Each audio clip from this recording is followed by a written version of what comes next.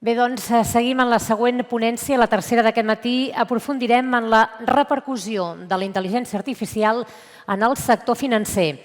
La tecnologia financera, la fintech, permet a les entitats financeres millorar, per exemple, l'eficàcia, la precisió i la rapidesa en tasques com l'anàlisi de dades, la gestió d'inversions i riscos o també serveix per detectar fraus.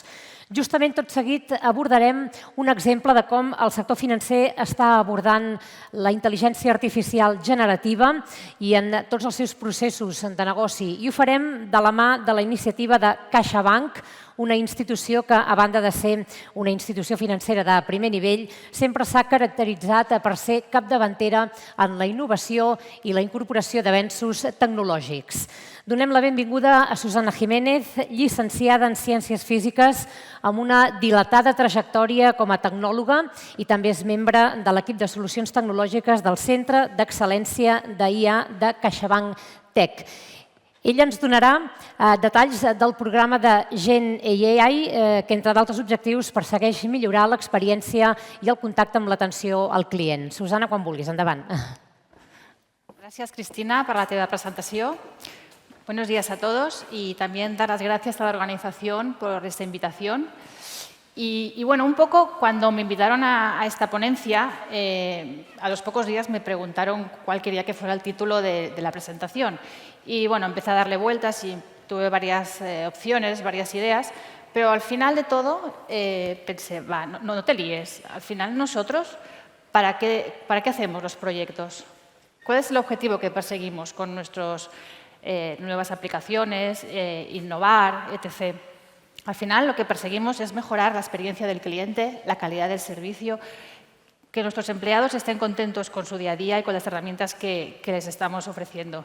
Y de ahí que surgió este título, Mejorando la calidad de la experiencia del cliente y la calidad del servicio con IA generativa. A priori os puede parecer un título muy sencillo, muy básico, pero os aseguro que detrás de él hay mucho trabajo, mucho compromiso y, sobre todo, mucha responsabilidad. Bueno, como ha dicho Cristina, y sin enrollarme demasiado, ¿vale? Yo estoy trabajando en el Centro de Excelencia de Inteligencia Artificial y un poco lo que tenemos como misión es impulsar la adopción de la IA en el grupo, ¿vale? Habilitando la tecnología y ampliando nuestras capacidades para poder llegar a todo el grupo. Así como a grandes rasgos, lo que hacemos es definimos estrategias para poder democratizar la IA, creamos aplicaciones y servicios estables, robustos, basados en IA, difundimos el conocimiento para que todas las áreas sean capaces de utilizar esta tecnología desarrollando aplicaciones y buenas prácticas. Y, por último, exploramos nuevas tendencias y somos el impulsor de la compañía para el uso de esta tecnología. Entonces, bueno, un poco la evolución que ha seguido CaixaBank en transformación digital en torno a la analítica avanzada y la IA es lo que hemos querido representar en esta línea temporal. Tampoco quiero entrar en detalle de todos los hitos, porque son muchos. De hecho, nuestro viaje por la IA empezó mucho antes del 2013. Pero bueno, sí que me gustaría mencionar algunos que considero que son interesantes que conozcáis.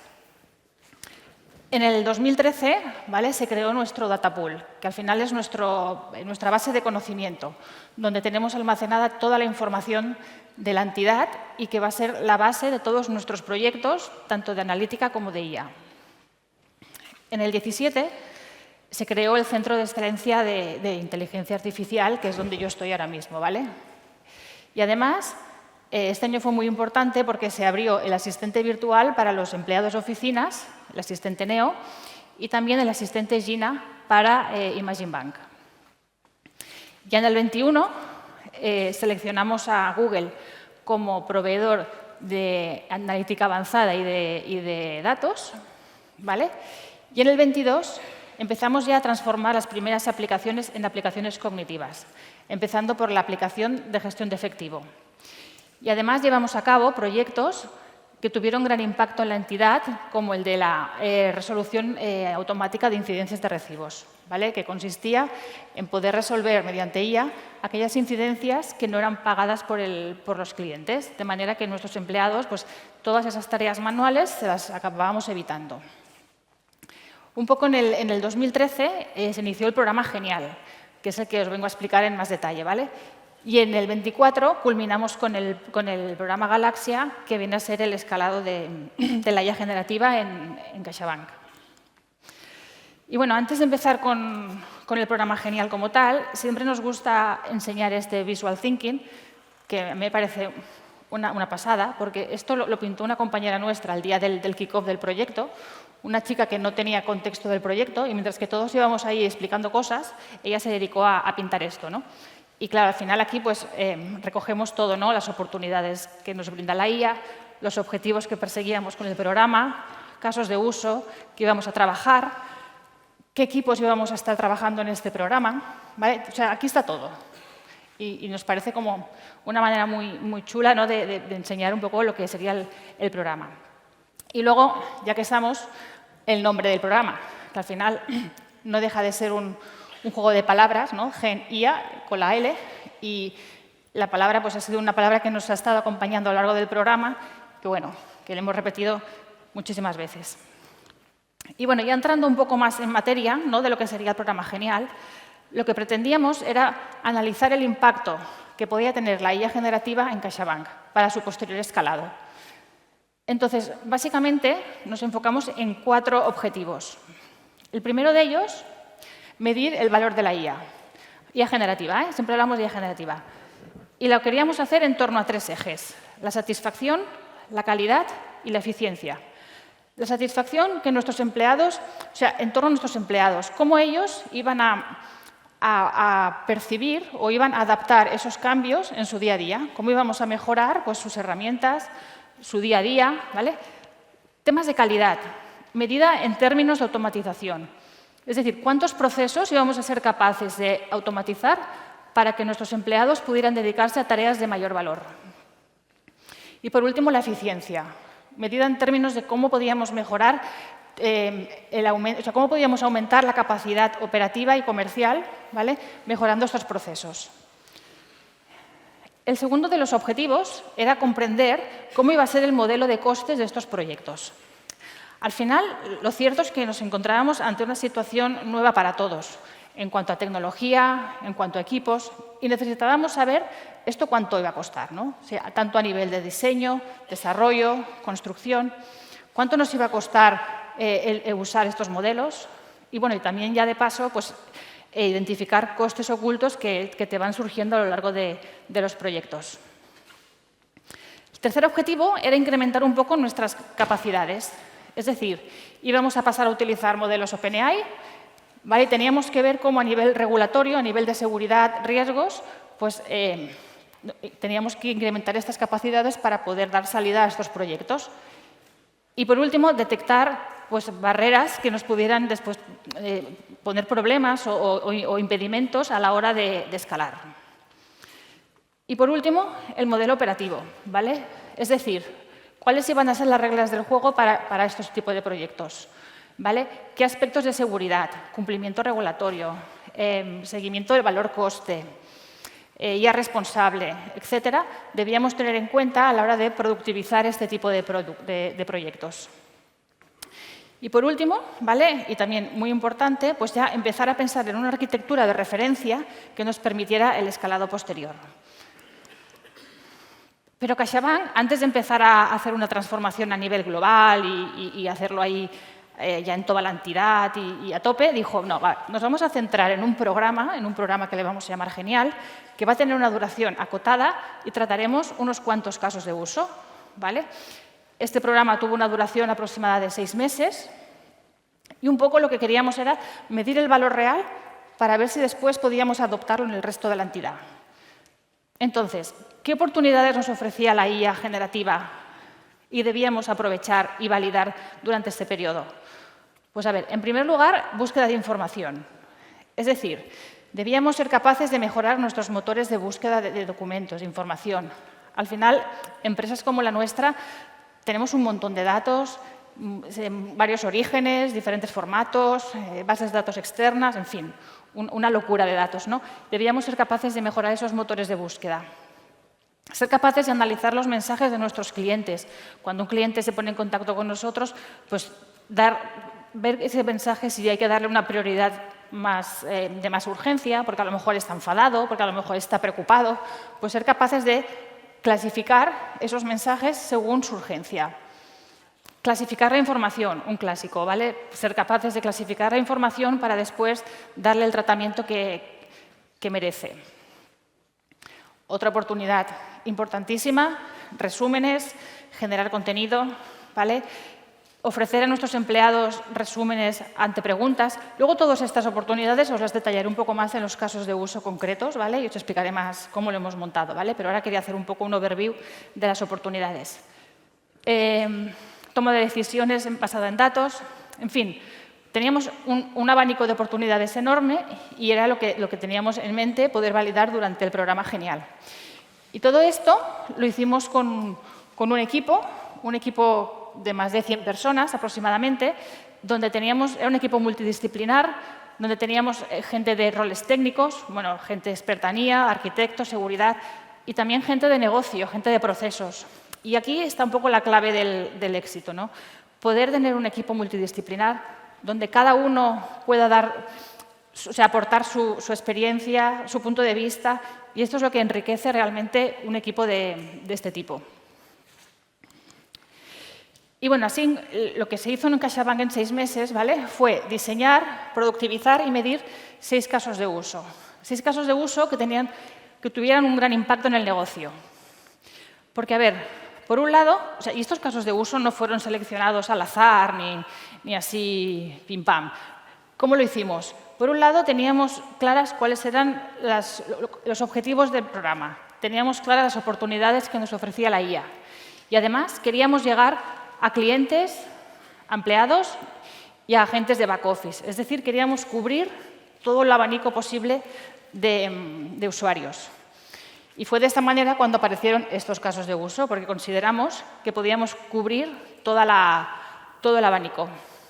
Porque al final no queríamos tener una conclusión a nivel de caso de uso, que también, sino también una conclusión a nivel de programa, ¿vale? Esto es lo que la dirección nos pedía. Total, que al final aparecieron estos 6 casos de uso, ¿no? Y bajando un poquito en detalle en alguno de ellos, por ejemplo, el de Q&A y empleados, aquí lo que hicimos fue trabajar con el asistente de empleado y, en primer lugar, lo que hicimos fue mejorar el motor de búsqueda. Es decir, mediante técnicas de RAG, ¿vale?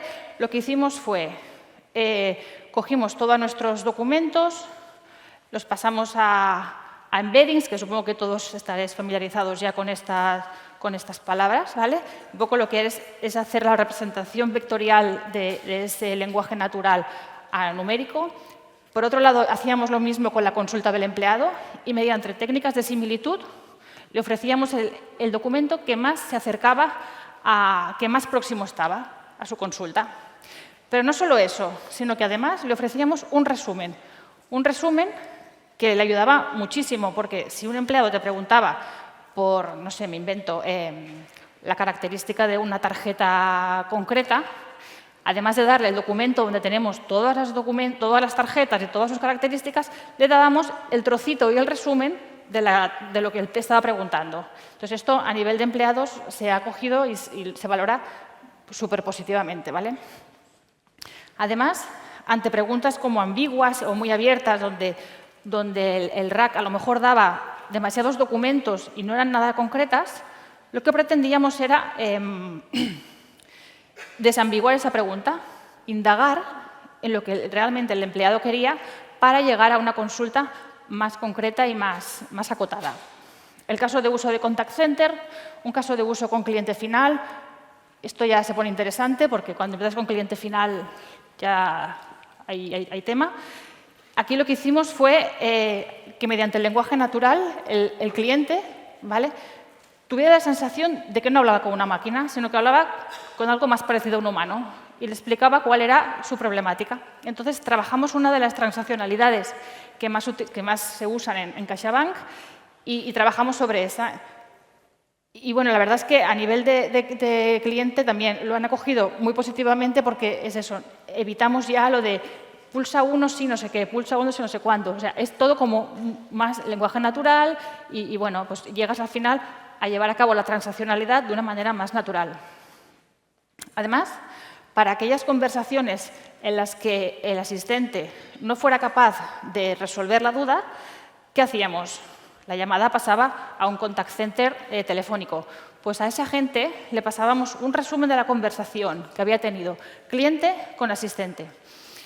Y esto es una manera también de empoderar a nuestros agentes, porque a veces el hecho de tener un poco de contexto de lo que se ha hablado inicialmente le ayudaba mucho a la hora de resolver la duda. Entonces, tanto a nivel de cliente como a nivel de back office, pues la experiencia, ya os digo, que mejora muchísimo. Y bueno, yo os explico un poco el de Q&A clientes, ¿vale? Para que tengáis también otra idea. Los clientes que se ponen en contacto con el gestor y le envían un mensajito, pues lo que hacemos es clasificar ese mensaje. En base a esa clasificación, pues le vamos a dar un tratamiento u otro tratamiento, ¿vale? Por ejemplo, si se trata de una duda más comercial o algo más personal, pues directamente lo pasaríamos a un gestor, ¿no? Porque es algo como más personal o más... Pero en cambio, si la duda es más operativa, pues lo que hacemos es generamos un resumen o un borrador de lo que la gente debería ofrecerle al cliente. Entonces, a la gente le llega un borrador con el cual pues, lo puede cambiar, lo puede editar y al final se lo enviamos al cliente. Entonces, como veis, todos son capacidades, ¿vale? que mejoran mucho la experiencia, mejoramos los tiempos y, como veis, todas las oportunidades que antes os he explicado pues, estarían un poco cubiertas dentro de estos casos de uso. Entonces, ¿esto cómo lo hicimos? El proyecto básicamente lo dividimos en 3 fases. Por un lado, la fase de discovery, con una duración aproximada de 3 a 6 semanas. Después tenemos la fase de desarrollo, un desarrollo cortito con la idea de poder entregar un MVP rápidamente.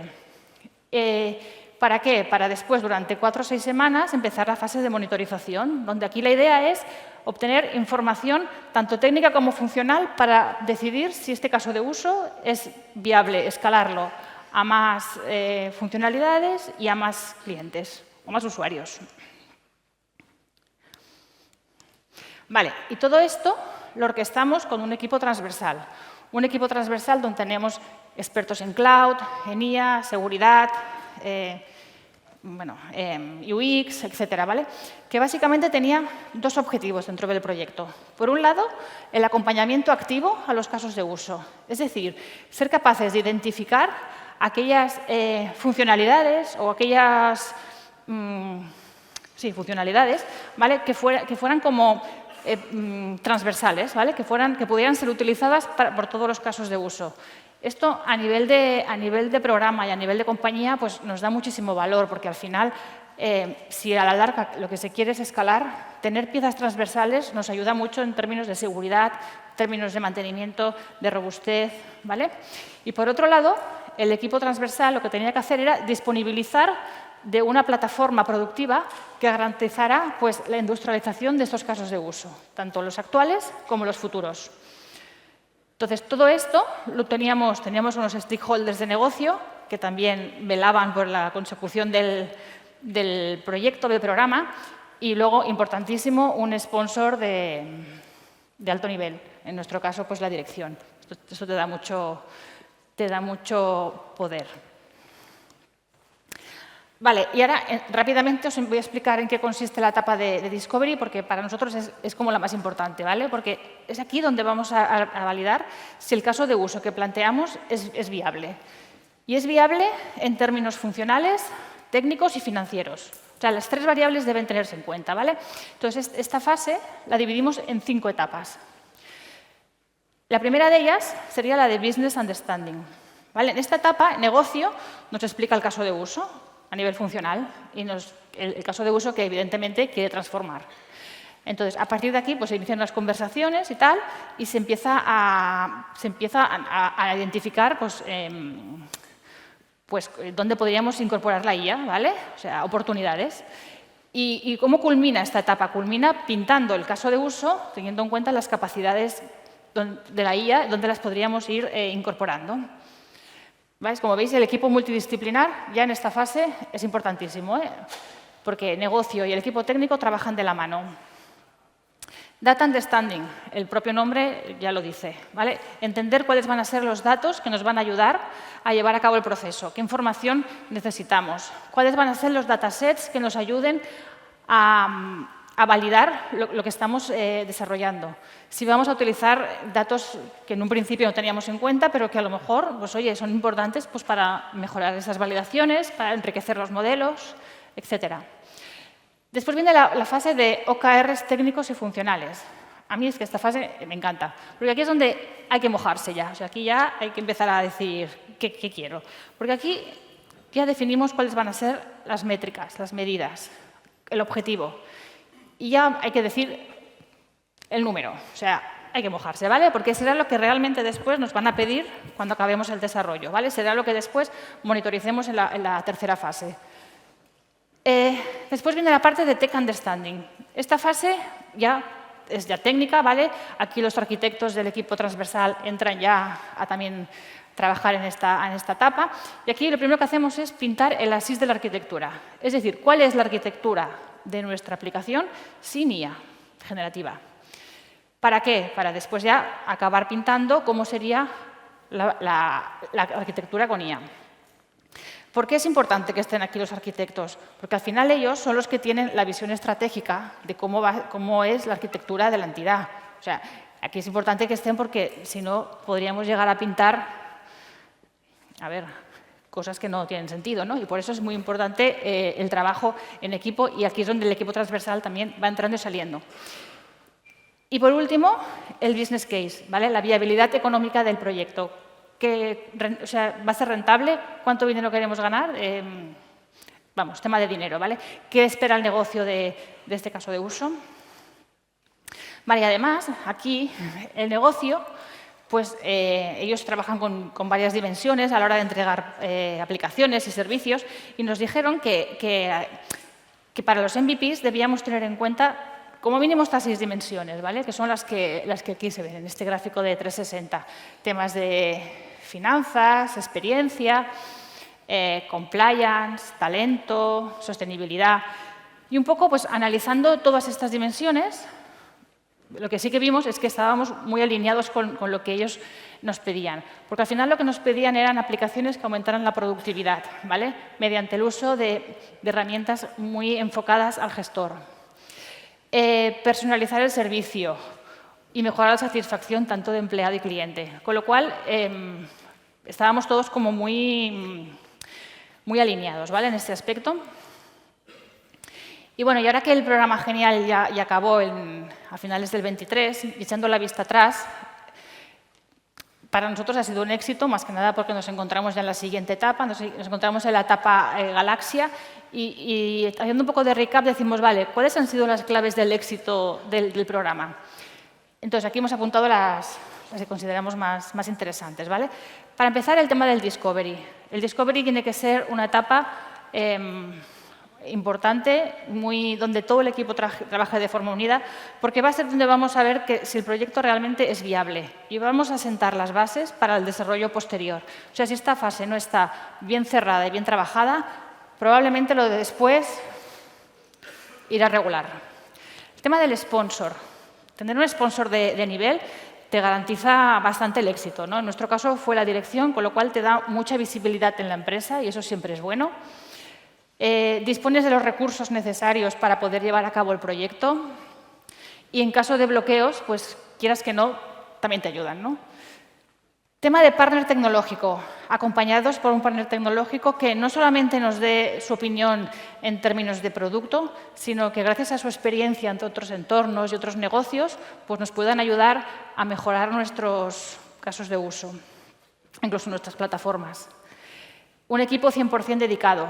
O sea, yo no me imagino un equipo en Genial entrando y saliendo, gente para aquí, gente para allá, porque al final la gente pierde el foco. O sea, es muy importante que el equipo esté dedicado y que esté unido para conseguir la siguiente clave del éxito, que es un objetivo único.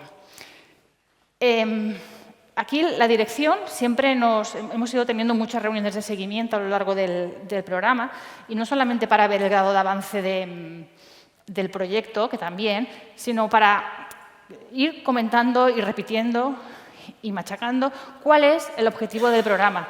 ¿Por qué? Porque al final, aunque parezca como redundante y que todo el mundo lo sabe, es muy importante ir un poco refrescando, porque al final los equipos cogen un compromiso brutal y al final es la clave del éxito, que todo el mundo conozca cuál es el objetivo final del proyecto y que nadie se despiste.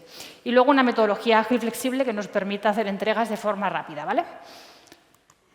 Entonces, ahora ya nos encontramos en el programa iGalaxia, perdón. Este programa empezó en enero del 2024 y un poco es la incubadora de todos los proyectos de IA generativa de CaixaBank y de las empresas del grupo. Y es un poco también el radar activo que para detectar posibles, todas las evoluciones y todas las mejoras y oportunidades que nos ofrece la IA generativa. Y así, como a pinceladas a alto nivel, seguimos trabajando en una plataforma aspiracional más robusta, más resiliente para poder dar cabida a todos los casos de uso. Seguimos trabajando en los casos de uso de la etapa genial, haciendo la migración a esta nueva plataforma, incorporando nuevas funcionalidades, llegando a toda la red y llegando a todos los clientes. Y, por último, temas de gobierno, ¿vale? La demanda la tenemos que gestionar muy bien. Ahora mismo nos están llegando peticiones de muchas áreas y al final todo no se puede hacer al mismo momento. Entonces, hay que priorizarlo bien y nuestro parámetro de esa priorización es la calidad a gran escala, ¿vale? La calidad es lo que va a primar a la hora de priorizar un proyecto. Y bueno, ya para acabar, sí que me gustaría explicaros un poco cómo vemos la galaxia de la plataforma cognitiva.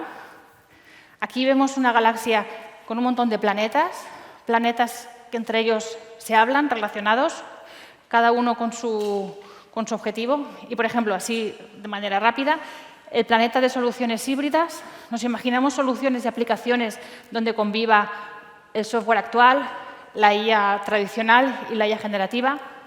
Cuando hablamos de IA debemos tener muy en cuenta temas de latencia, temas de seguridad, de servicio. El planeta cambio constante. Como ya sabéis, el tema de los modelos LLMs es una cosa brutal. Cada semana aparece uno nuevo, una versión nueva, otro se depreca, otro que entra, otro que sale, en fin. Es como muy loco el tema y es muy importante tener un modelo de gestión constante bien instaurado y bien atado para poder dar respuesta a todos estos avances tan rápidos. El planeta seguridad. Planeta seguridad, debemos tener un nuevo framework de seguridad en el que estemos tranquilos, tanto antes de poner en producción como en inferencia, ¿vale? Debemos ser capaces de hacer pruebas ante ataques, tener un panel de control que nos alerte de posibles problemas en torno a la seguridad, hacer pruebas para auditoría. La IA responsable, seguir trabajando con el equipo de IA responsable como hemos estado haciendo hasta ahora.